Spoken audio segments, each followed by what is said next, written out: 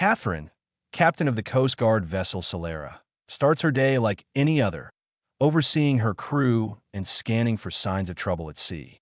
When coastal buoys register strong underwater tremors near the shore, Catherine's instincts tell her something is wrong. As the crew investigates with a deep-sea drone, they discover an intact shipping container resting on the ocean floor.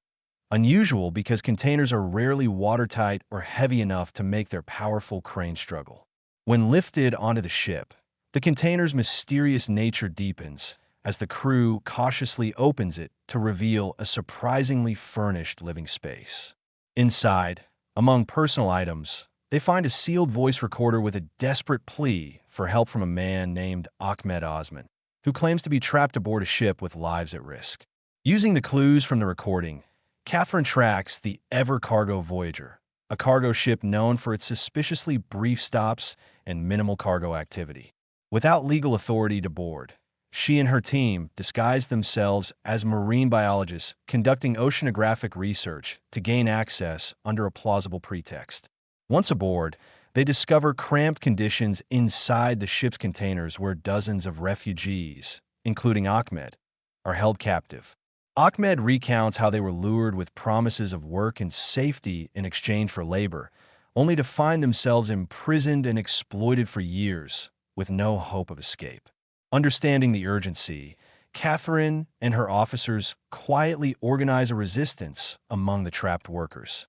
Armed with improvised weapons, they launch a coordinated revolt, overpowering inattentive guards and creating chaos throughout the ship.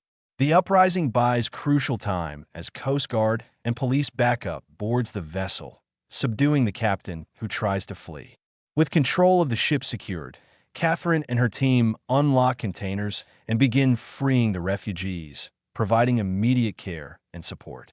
The rescue operation quickly attracts global attention, exposing a hidden network of human trafficking and exploitation at sea. Though recognized for her bravery with a medal and promotion, Catherine remains focused on the survivors and the systemic problems behind the tragedy. She knows the Voyager incident is just one example of a broader crisis that requires urgent reform. Determined, she commits herself to exposing and dismantling the networks that allow such abuses to persist, dedicating her career to protecting vulnerable lives and ensuring the ocean remains a place of safety rather than suffering.